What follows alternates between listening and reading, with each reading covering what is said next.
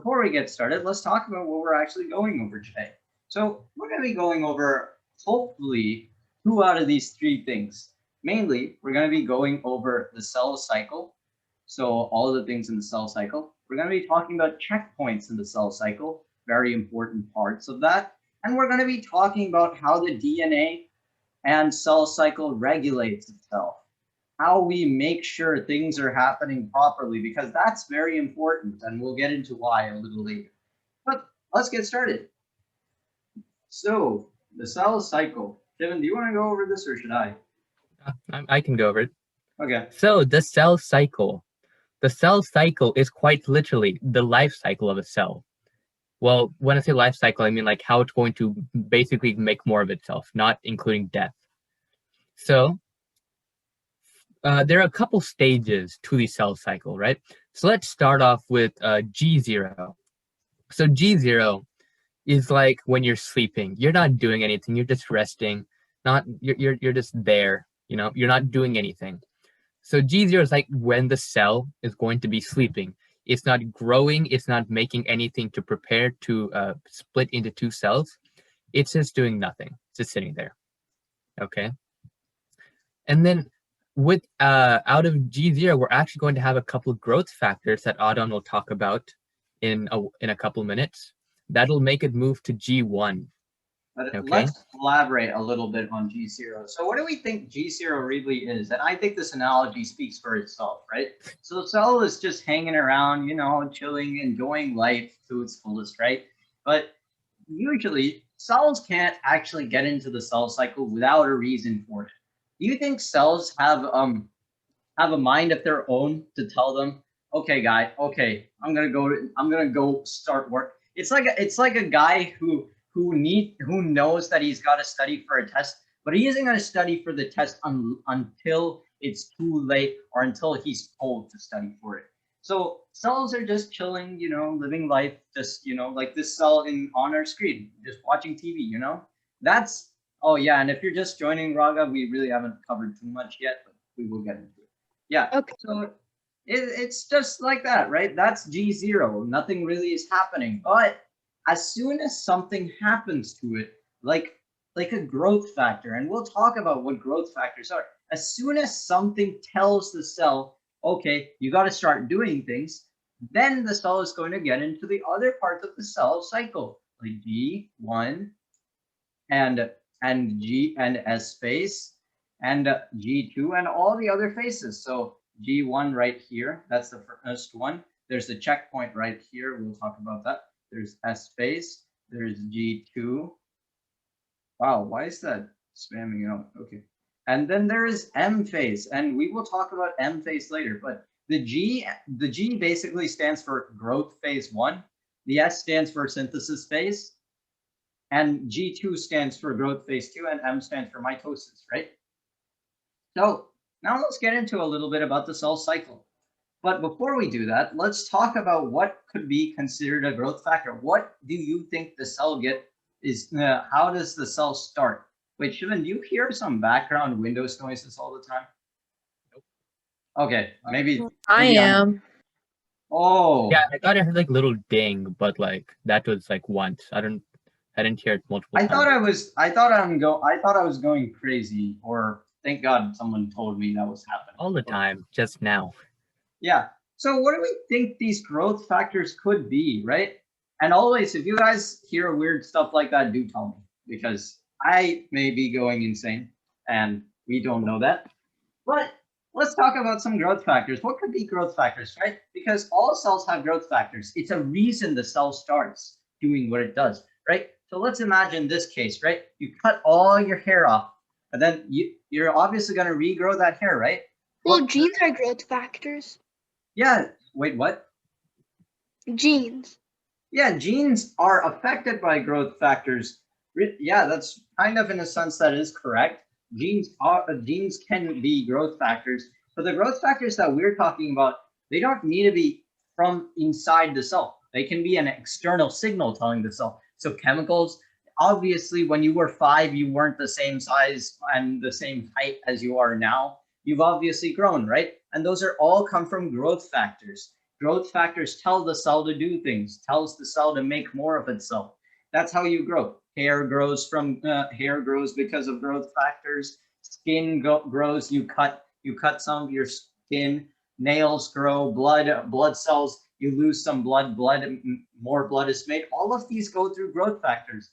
And last week we talked about something called signal transduction, right? So most of these growth factors, they work through a signal transduction pathway, really. This is in the way. So most of these growth factors, they work through signal transduction, right?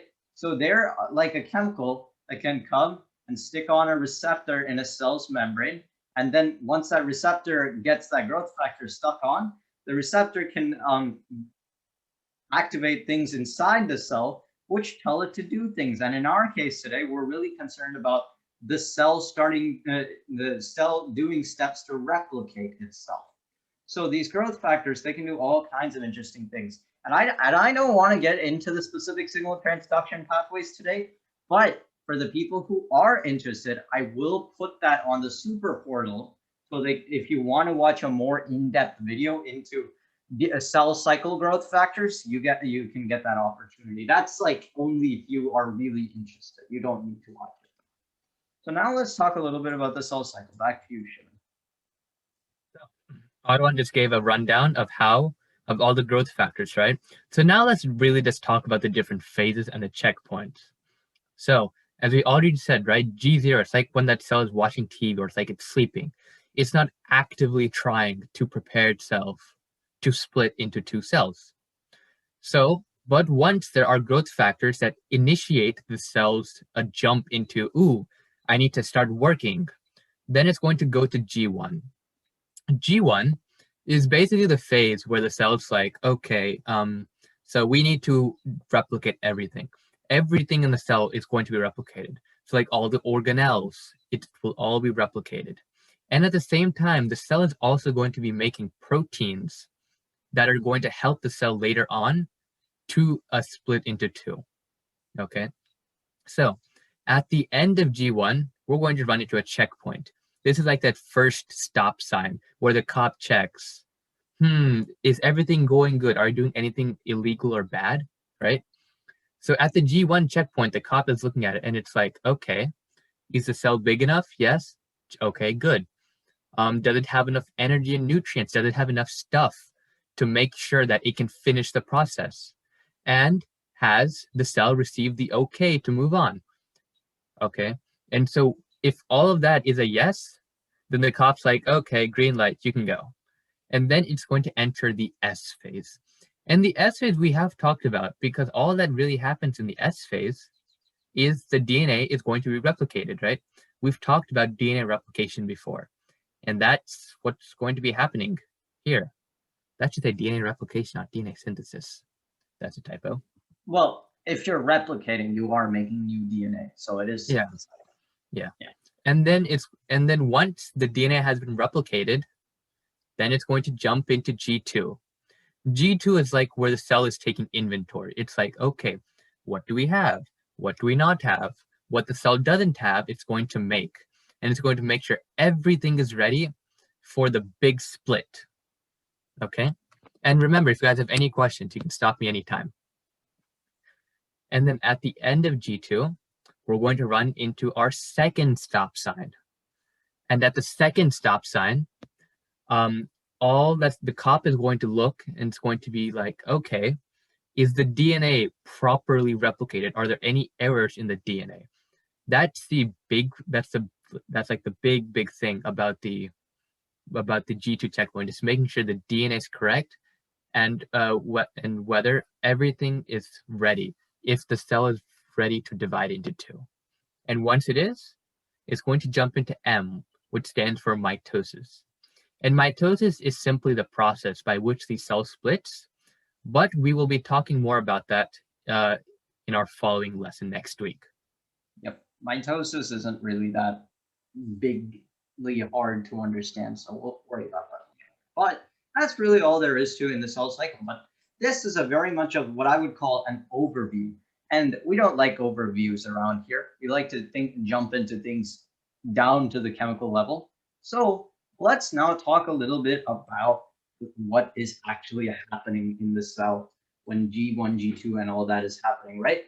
Everything deals with DNA here because DNA is like the instruction book for the cell. Everything has to happen through DNA, right? Nothing like DNA is the holy guide. Cells don't know what to do if it wasn't for DNA. But now let's talk about really what is happening, right? So the first thing that we need to understand is to get the cell started, we need to have the cell kicked from G0 to G1. And to do that, we're going to introduce a growth factor. So I'm going to put GF on the board. So a growth factor is going to come in, and that means the cell is now into G1. And in G1, it's going to make a lot of proteins.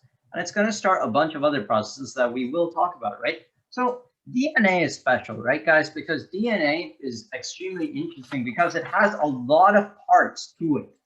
Now, we're going to be focusing on 3 main parts of DNA, but all of these 3 main parts have subparts to it, lots of other parts to it. And so definitely when this is going to be the most complex part of the lesson. So once we get down there, so please do ask me when you have questions because we want to make sure you understand. So there's 3 main parts of DNA that we're concerned with, right? So the first part is what we call the proto-onco part of DNA. And what do we think proto-onco means? Proto kind of means start, and onco means like grow. One? Yeah, well, yeah, it can mean 1, 2, but in a sense, that is what it is. So proto-onco is partly the part of this DNA that's like the starting instructions, right? So what really happens in the cell to get to the proto-onco is that growth factor is going to come into this in and activate a cell from G0. It's going to be switched on to G1. And once it does that, transcription factors are going to be activated within the cell to go and start reading the DNA.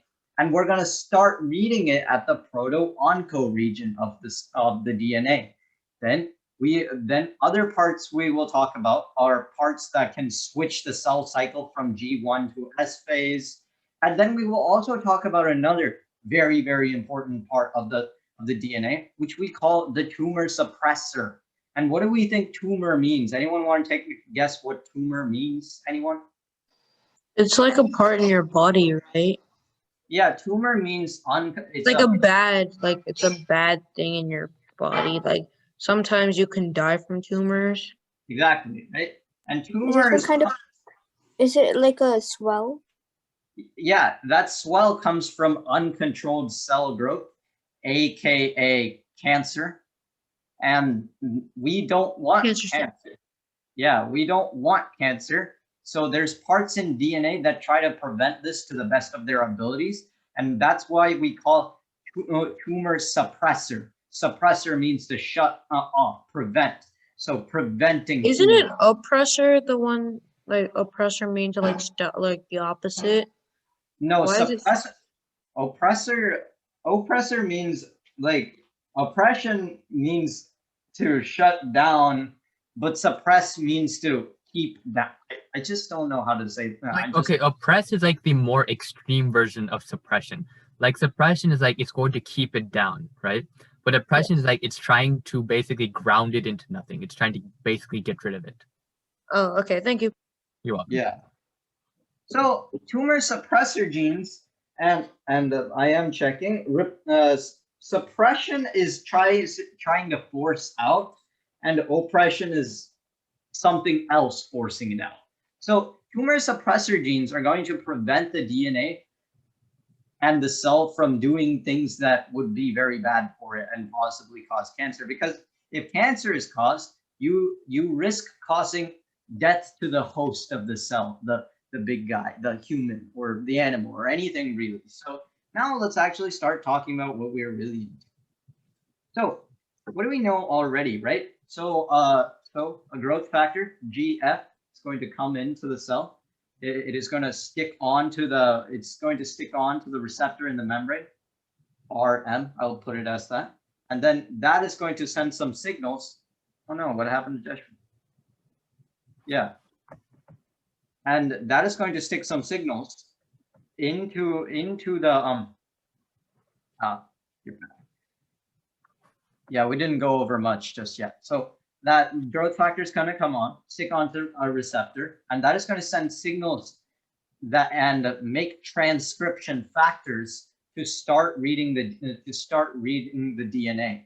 And the first part of DNA that we are really going to read is what we call the proto-onco region, the proto-onco genes. Those are the things that help start up the cell cycle. And these first parts kind of include these 4 parts. What we call this first one is what we're really concerned with. So as soon as a transcription factor is made, you guys remember what transcription means, right? I always like to think of transcription like reading. They're proteins and special molecules that read DNA and make things based off of that. So that transcription factor is going to be made from that first growth factor from outside the cell. Now this transcription factor is going to go read the first part of the proto-onco genes. And these proto-onco genes first parts, you can have many different ones. Here are some examples. You can have an MYC gene, you can have a FOS gene, you can have a JUN gene. They don't really matter, the names, don't really worry about them. It's just examples. You can have these kinds of genes, right? And what is going to first happen?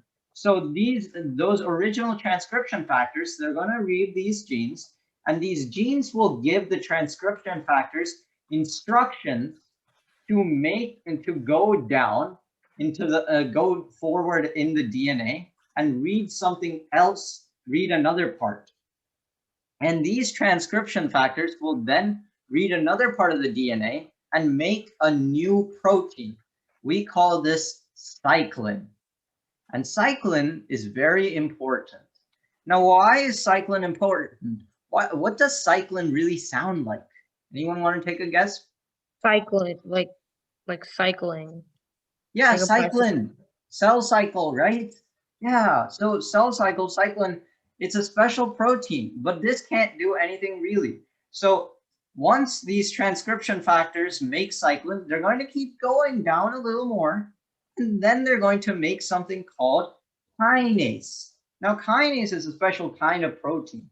Does anyone remember last week when I talked about what is the chemical in cells that can cause things to be turned on and off? What is the magic chemical? What is the magic element that can turn things on and off?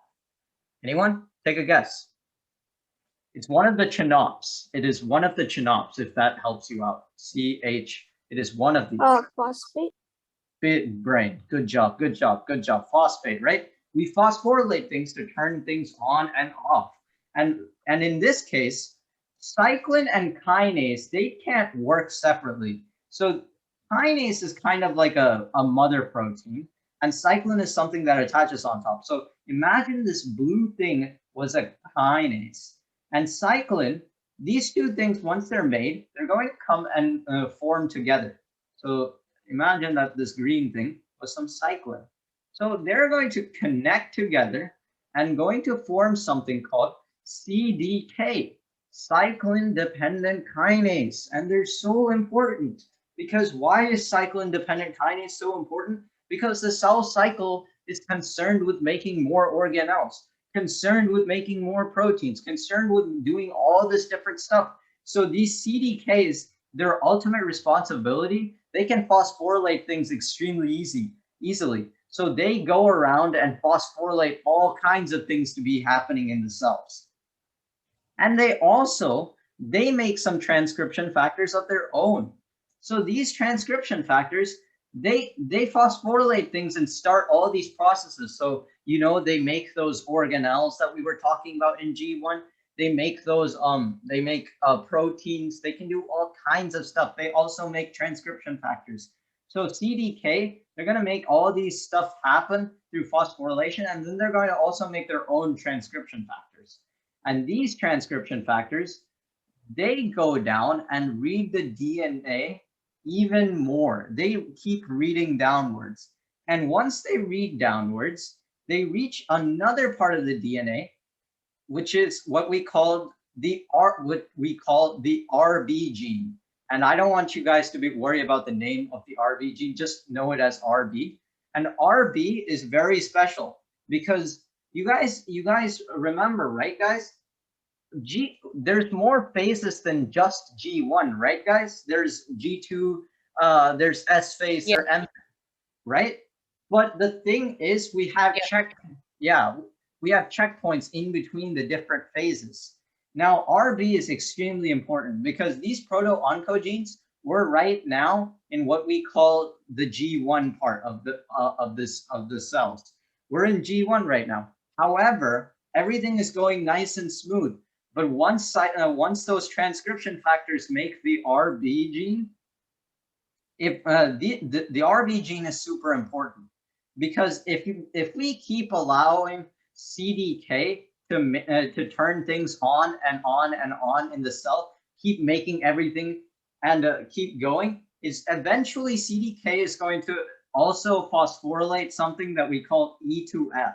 E2F is very important. E2F is extremely important because E2F is a transcription factor that can potentially read some other DNA in the cell to switch the cell from G1 to S phase. So advance the cell forward. So the thing is, we can't have that happen too early. That's why the transcription factors that CDK make, they also make RB, because RB is what we call an inhibitor. RB is going to inhibit E2F from switching the cell to go into the next part of the cycle early. But this buys the cell a little bit of time. This allows the cell to finish making some of those processes. But as soon as it's done with that, as soon as some time passes, CDK is going to get fed up. And what is it going to do? It's going to go phosphorylate RB. And when you phosphorylate something, the reason why we make things turn on and off when we phosphorylate is because we change the structure of RB. And what do we know about changing the structure of an inhibitor? When you change the structure of an inhibitor, you effectively break it. So you can't inhibit RB anymore. And eventually, if you can't inhibit RB anymore, that means you let E2F loose. That means we release E2F into the wild. It can start doing things. And E2F is going to go and then switch the G1 into S phase. And also later on, it can switch it from G2 to S phase. So everyone understands so far what we went over? Yes. Anybody else have questions so far? No. Okay. Wow, you guys are doing great so far, actually. Very good job.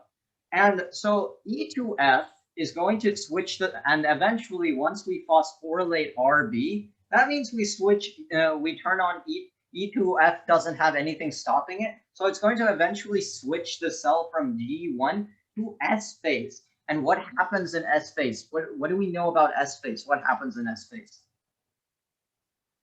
Anyone? Well, in S phase, it's synthesis. So we're going to be replicating and synthesizing brand new DNA.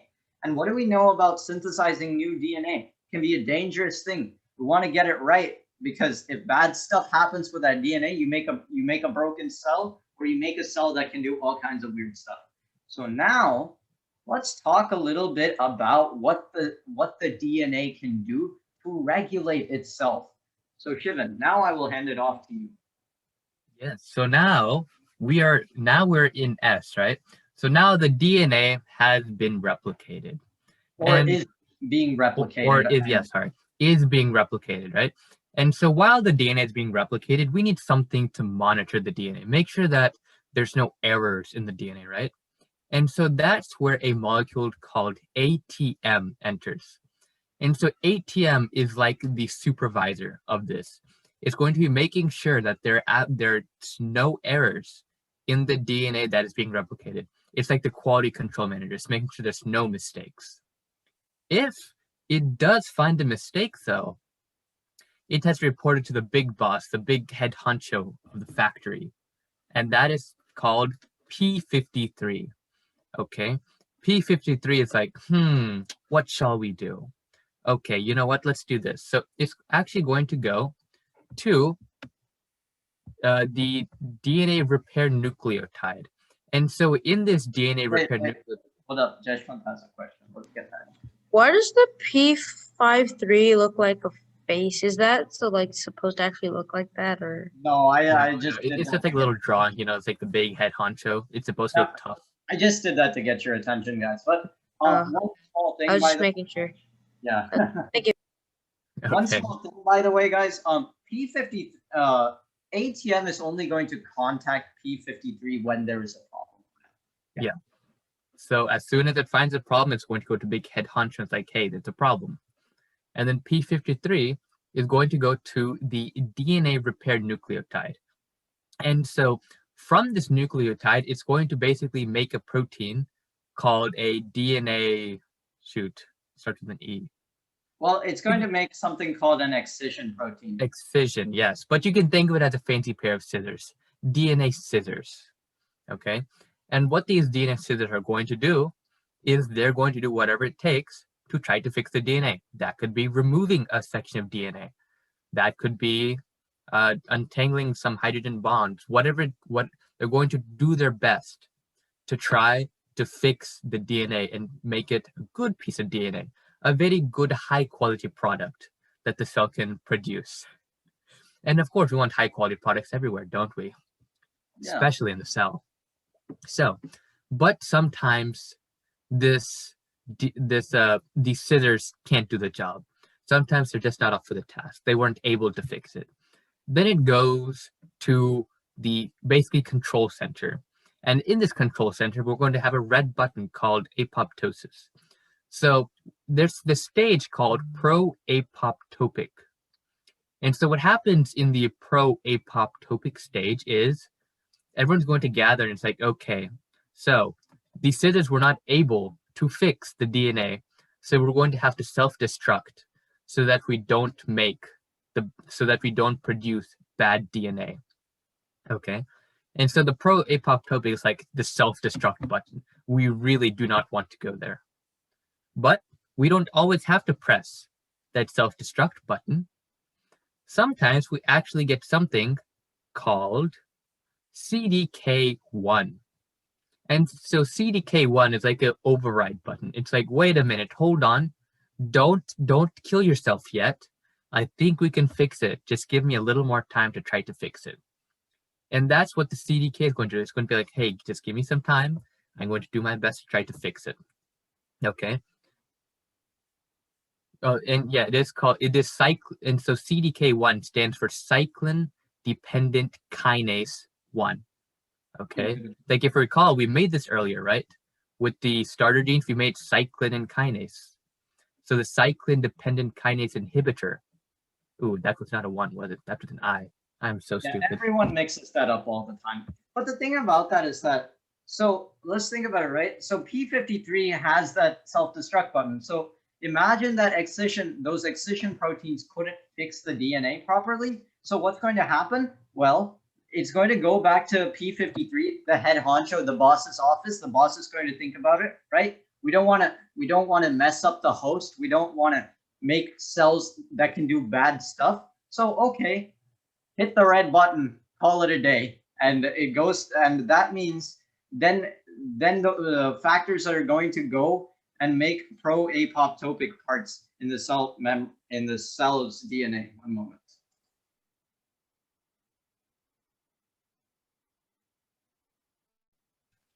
Sorry about that. Yeah. So I'm sorry. I just randomly paused for a second. That was fun. But so P53 is going to then go to pro-apoptopic. And what does pro-apoptopic mean? Pro means for, and apoptosis means cell death. And this is what we call programmed cell death because this is in DNA. It's written in the DNA itself. This is like a worst case scenario. If you can't fix the DNA, if you are making a bad cell, we're going to go to this part of the DNA, read the instructions on how to self-destruct the cell, and now we're going to self-destruct the cell. So does that make sense? But P53 can do. And in the off case that it can fix the cell, but it needs more time, it can go to the part and read instructions to slow down the process and make proteins called CDKI, which will inhibit the function of CDK, cyclin-dependent kinase. And what do we know about cyclin-dependent kinase? It phosphorylates. It keeps processes going on and on in the cell. It's like the workers. It's like the workers. It's like phosphorylating everything to do other things. But CDKI is going to slow down CDK. It's going to inhibit its function and therefore give the cell more time. So does that make sense what it can do? These are all what we call the tumor suppressor genes. All of these are the tumor suppressor genes of a cell. Does that make sense? Do you guys understand? Yeah. Samhita, Jeshwant, Raghav, Brianna, everybody Yes. understand? Wow, you guys, wow. I didn't That was expect. fast. Wow, impressive. So let's actually talk about this one then. There's one thing I didn't talk about, and that is what we call MDM2. And we don't need to be very concerned about MDM2 because MDM2 is a special gene. MDM2 is when it's like when P53 is just it's just bossing people around and always trying. And let's say the excision scissors, the excision proteins were able to fix the DNA, but P53 is still kind of angry and bossing people around. MDM2 is going to go and control P53, calm him down, calm the boss down, and stop him from controlling everyone. He is an inhibitor of P53. And that's like the final thing, but you don't need to be very concerned about MDM2. So that's pretty much all there is to tumor repressor genes. And we also talked about the proto-oncogenes. And RB and E2F, that's what kind of regulates how the cell is switching from G1 to S and S to G2. Everybody understand so far? Any questions? Yeah. Do I need to go over anything? No. So do you guys notice how interesting it is that DNA has instructions on how to control itself? Isn't that very interesting? DNA is this is the magic of evolution. Over thousands of years, we have evolved. We have evolved to control ourselves in this case. And it's very, very interesting how it happens. So now I'm going to hand it off back to Shivan. And now he's going to talk about a little bit about something called mutations and substitutions. If you recall, when we talked about DNA synthesis and protein synthesis, right? We referred to basically the series of nucleotides. We said that they're split up into groups of 3 called codons, right? And so we said you can think of a codon as a letter, right? So each codon is actually going to become a amino acid when it's turned into a protein.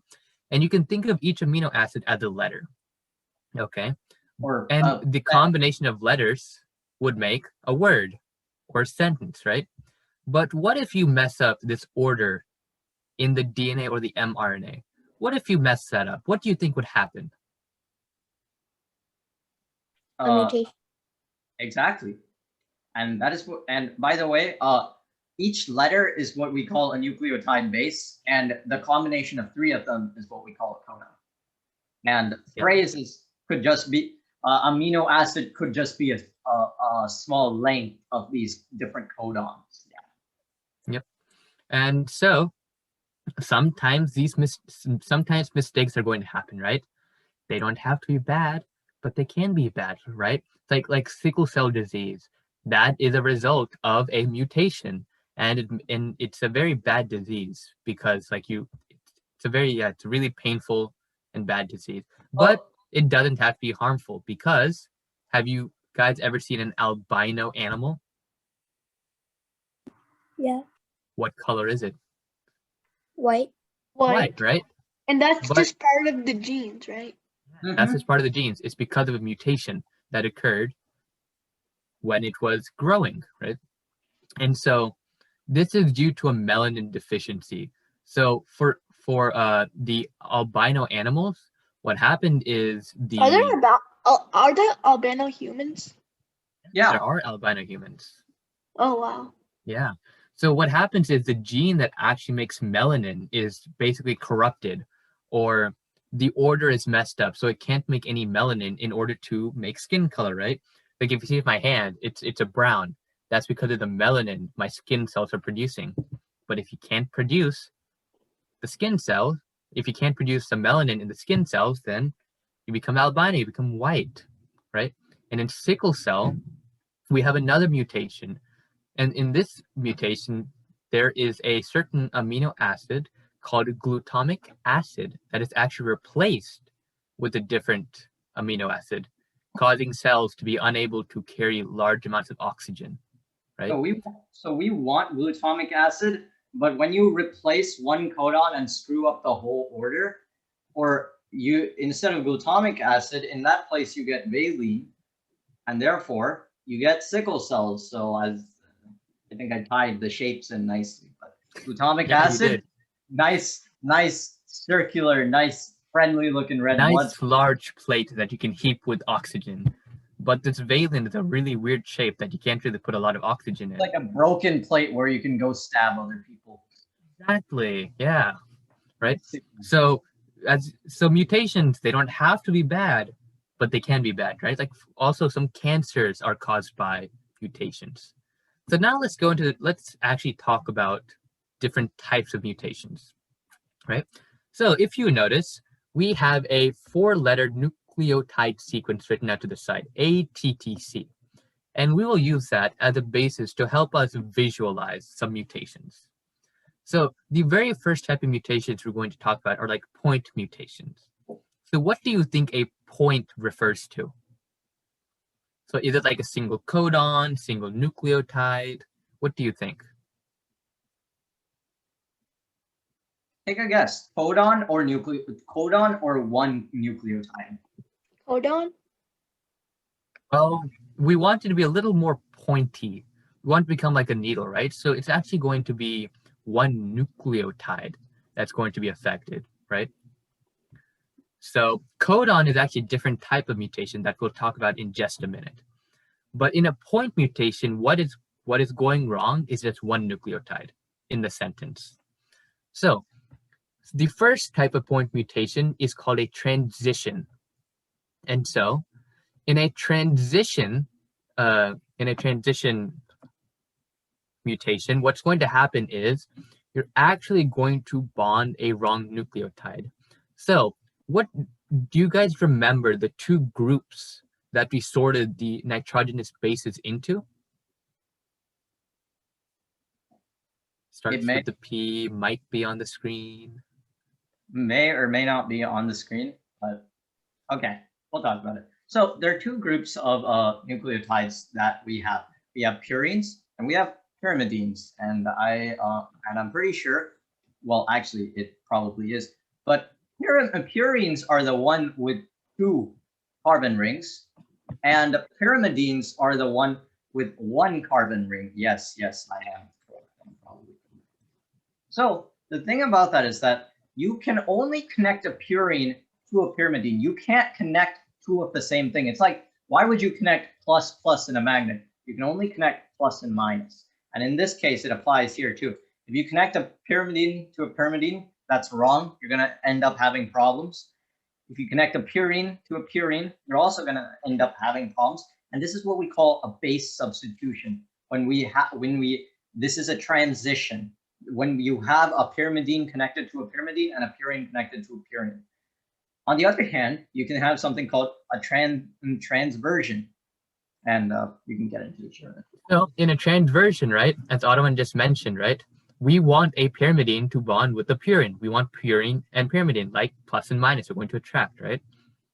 So in a transversion, we're actually going to fulfill it. We're going to have a pyrimidine bond to a purine. However, we're not going to bond it to the correct pyrimidine or purine or whatever the opposite is, right? So let's take, for example, this thymine, right? So what should a thymine bond to in DNA? Anyone? Take a guess. Adenine. Adenine, yeah, good job. It's supposed to bond to an adenine. An adenine is a purine. But in a transversion mutation, what's actually going to happen is it's still going to bond to a purine. It's going to bond to the wrong purine. And that wrong purine is G, right? Because G is supposed to bond with C, not T, but C.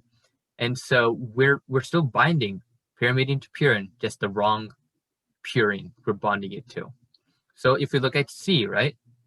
C is also pyrimidine. What should C be bonded to? Anyone? I guess. G. G, right? Guanine. It should be bonded to guanine, but nope. They're going to bind it to the adenine, the wrong purine. So in transversion, just keep in mind, you're still bonding to the opposite, just the wrong opposite, if that makes sense, right? The wrong one, since there's two opposites. And those are the substitutions. But in point, Point. yeah, I can't speak right now. So Trying to sound French. Point. But there's also some other types of mutations. So another type of mutation that occur is a silent mutation. So in a silent mutation, what do you think what do you think it's like when it's silent? Do you hear anything? Do you see? Nothing. No. Nothing, right? So like a silent mutation is like there was a mutation, I mean, you could but it see didn't something, do but anything you can't bad. hear Like anything. there wasn't a big effect, right? So it had a pretty silent, had a really, really silent thing. It didn't cause a change, which is good for us. If we had to get a mutation, we would want these silent mutations. Okay. But then there's also another one, and it's called a nonsense mutation. Yeah, actually, I don't know why it's called a nonsense, but Maybe it's a because it's nonsense dumb. mutation. well, okay. So the reason we call it a nonsense mutation is that it wouldn't code to yes, Jeshma. I don't know if this is a dumb question, but like, why is there a like arrow above like then it's a silent the GCT in the Oh, nonsense? that's just to point out the difference compared to the normal. Oh, okay. Thank you. It's No not, problem. and it's not just that. It's just to bring your attention to on this bottom one. But there are no dumb questions. That was a good question. But here's the thing, right? So silent mutation. What do we notice? The normal. Every question is a smart question. Yeah, every question is a good question, and it makes us feel not like we're speaking to a screen. Unless it's stupid, like, do you need to go to? Can I go to the restroom or something like that? Or one? What's? I think that's not doing anything. Well, I with wouldn't recommend you ask us that because we can't really control that. I mean, we can just fill you in on what you missed once again. Yeah. But the thing is, no, okay, back to the lesson. So what do we notice here between the normal and the silent one? In the silent mutation, we changed GCC. Instead of GCC, we have GCT. But what do we notice? GCC coded for alanine, but GCT also codes for alanine. And let's check the codon table to make sure of that. So GCC, it does code for alanine. And on the other one, let's also make sure. And A and T, and well, if you think about T, it's also U. Can't like GCA also make alanine though? Yeah. So those are what we would call, those are what we actually call silent mutations, because you could have alanine has a variance. You could have GCG, GCA, GCC, GCU. You could have any of those, and still you would end up with alanine, which is the one amino acid that we want. However, on the other hand, a nonsense mutation, TGA. Let's go check if we see TGA. We should be looking for actually UGA because but TGA. If we have TGA, we aren't going to code for a codon. Instead, we're going to suddenly stop. We're going to stop because T is equal to U in our case right here. So we're going to stop the process, and that is nonsense because if we stop the process, we don't get any protein. We get some garbled something that we really didn't want. So that is a nonsense mutation when something happens. You can also have other cases where nonsense mutations may not code to anything at all, but that's very rare actually. But TGA nonsense yes, Joshua? How come on the codon thing up there, there's like is U and T like the exact same thing or is You gotta like remember no that difference? you gotta remember the codon table up there, it deals with RNA, and this deals with DNA down here. Oh, okay. Thank you. Yeah. So every time you see T, convert that into a U. And the other one you could have is what we call a missense mutation. And a missense could be it's kind of like silent, but it's different because missense could be you were supposed to have lysine, but you end up with arginine. It's when it changes and it codes for something completely different. Usually, if the first one changes, if the first letter of a codon changes, you're going to end up with a completely different amino acid, which is bad because that can cause issues. And in that case, what kind of mutation would sickle cell be? Adi? Wait, okay, yeah. Wait, so I had a question. So, say if something had to be maybe UAU, but instead it was UAC, would that be silent because it still leads to the same thing? That is perfect. That's a great example of a silent mutation because UAU still tyrosine, UAC still tyrosine. Good job. Okay, yeah. Perfect example of a silent mutation.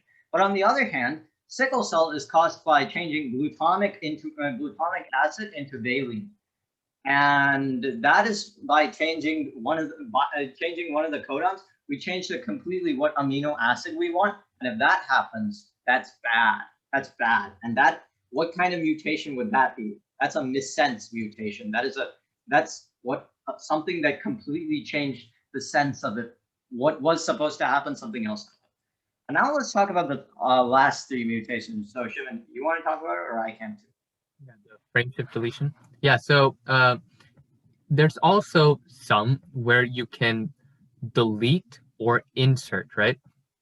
So, for example, in the frame shift deletion, right? If you notice, the arrow is pointing to a dash because we deleted it. It's gone. And so what this actually does is it messes up the order. It's going to basically create a completely different order of amino acids than there should be, right? Like we still have our starting codon, but then we have a GC dash, which doesn't code to anything, and GCT doesn't code to anything, so it's going to jump to CTG, which codes to alanine, right? Alanine? Okay. And then it's going to read it on from there. Then it's going to have CAA, which is glutamic acid. So basically, it's just messing everything up. It's changing the entire order because we deleted one. One's missing. Okay. But we could do the exact opposite. We could, it is very dangerous. And same thing with a frame shift insertion, where here, instead of taking one out, we're putting one in, right? So you put that extra C in where the arrow is, right? And so now, instead of reading it as TGC, it's reading it as CTG. And once again, creating a completely different order. So this is also very bad. Yeah. But sometimes you can combine them. Sometimes you can insert one and at the same time delete one at different places. Still does the same thing. Still completely messes up the order. So the point here is that any change in the nucleotide sequence can have bad results, and we don't want to change it at all. Okay? And probably the worst ones are these four missense, frame shift, and all of the different kinds of frame shift, because you at least in missense you may only switch one, but in frame shift you potentially have the risk of changing every single codon going forward, and if that happens, that's a big problem. Very dangerous things can happen with that DNA. And so frame shift is probably the worst one, and they call it frame shift because if you treat every codon like a frame, by messing up one frame, you shifted the whole table, the whole list of codons. So now let's talk a little bit about why are the causes of mutation, and many reasons can cause mutations.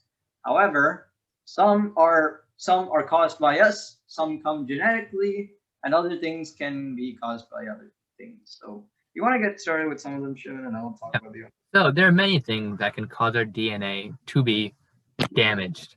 For example, X-rays, right? When doctors X-ray your bones or your teeth at the dentist or like at the regular hospital, right? Or when people are using metal detectors or X-rays in like while you're trying to get through security at airports, right? What they're doing is they're actually sending waves, they're sending rays through you, and that actually has a chance of damaging your DNA, right? Which is why when you're at a hospital and you take an X-ray, you wear a lead like vest. They put like a lead sheet on you so that it doesn't damage the other parts that they're not Oh, trying to see. X-rays are like bad. Yeah, X-ray. Okay, let's actually pull up an electromagnetic spectrum so I can show you. Yeah. So X-rays are actually extremely high-powered light waves. So they're so high-powered that we can't see them, but they have enough power to actually pass through us and our cells. They can't pass through bone though. And when they pass through the cells, there's a chance they could hit DNA and mess up some orders. Which is why, like as I mentioned, right, they put that lead sheet because X-rays can't go through lead sheets. What about like at the airport? They don't have that at the airport. How will they? How like? They only use the risky? X-rays in special cases. They don't use it on everybody. Well, But they do have okay. X-rays at airports. And in the sense that X-rays, they don't always X-ray humans. They don't do that at the airport. They have to have like a probable reason in order to X-ray you. Yeah, but they do X-ray your luggage. That's not a big Yeah, deal. luggage. But it's not like luggage is going to be harmed though. As we can see in this electromagnetic spectrum, there's many types of waves. These are the good guys. We're not concerned about anything that's up to at least this amount. So visible, infrared, microwave, radio, none of these matter. These are all happy-go-lucky. But as soon as you hit UV, X-ray, and gamma, those are super high energy waves, and they could really damage your DNA. Because these ones on the back, they're really slow. They're gentle. They're like nice, calm breezes. But the ones that get closer to gamma, they're like they can go through cells and penetrate cells and cause all kinds of damage. And UV radiation, that's another way you can get mutations. UV radiation comes from the sun or strange tanning booths, which you should never go to. UV radiation is so the easiest way to think about it, you know, when you get a sunburn, well, you talked about it last time. Yeah, so basically, have you guys ever been to the beach or like it's a super hot day out and your skin starts getting really red and like sometimes it'll start to No. hurt? So that's like a sunburn, right? And what's happening with the sunburn is the skin cells are actually killing themselves because the UV radiation is damaging the DNA. And so the cell's like, no, we can't split this bad DNA and make more bad cells and give you skin cancer. So they're actually going to be committing mass suicide in order to keep you safe. You know, It's also one reason why you get skin cancer. If one cell doesn't kill itself and it ruined the DNA, it could, grow out of control and you get skin cancer. Yeah, and So- one thing I should say with that is that the reason why you would get those bad cells is because imagine that mutation somehow shut down P53 and excision and all that regulatory part. If we shut down that part, we're gonna uncontrollably grow cells, right? If we shut down RB, we're gonna uncontrollably grow cells, and they may not even be fully made cells. They may be partially constructed cells, and if those happen, bad things can happen. And this rapid growth of cells, it can cause all kinds of damage. And there's a small anecdote about UV radiation and sunburns. Well, at least with my skin, I'm a little darker skinned. The reason why certain people are lighter than other people is actually because of evolution. Because at least we're all Indians, but in the sense that some people are light skinned, obviously, and some people are a little darker skinned. But why is that actually? And that comes down to genetics. Because over time, darker skinned people, our skins developed to have way more melanin. And this melanin is what protects us from these sunburns and radiation. Melanin is the pigment in our skin that can protect us, because darker skin can absorb and protect us from that UV radiation, while lighter skin, it absorbs so much.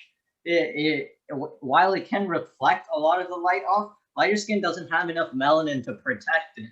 And that's why over time evolution, mostly lighter skinned people, they over time evolved because they originally originated from northern regions where sunlight was less and there was more winter. And people from more southern regions, we didn't have as much winter, and we had more sunlight, and that's why some people are lighter skinned and that some people are darker skinned. And this is just a really rough explanation, but you get the idea, right? And other reasons can be also caused of mutations. So chemicals, cigarette smoke, don't smoke, don't ever smoke, very bad for you. Don't ever smoke, because they put all kinds of chemicals that can cause mutagens, carcinogens. Carcinogens are things that can cause cancer. Smoking is very bad because they put all kinds of chemicals, and the smoke itself, you're literally killing your lung cells through that. You don't want to do that. Other things can be from very sketchy chemicals in food, like nitrates and nitrites, and those things, you don't need to really worry about that. Those are very rare that those can cause. When you overcook certain meats and denature proteins, so like if you overcook chicken to the point of it being burned to ashes, and then you somehow for some reason eat it, you can make mutagenic chemicals. You don't need to overly doom over all of this, to be honest, guys, but these are causes. And you can get it from other chemicals, like stuff that put in acne products. And the final way you can also get mutations is through viruses and bacteria, and you don't really need to worry about that. But certain viruses and bacteria can cause cancer and cause mutations and all kinds of strange and sketchy stuff. So you guys, actually, we got through the entire lesson. Great. So let's now play some quizzes because you guys seem ready. Any questions? No, not really. Yep. Let's play some quizzes, see how you guys do, review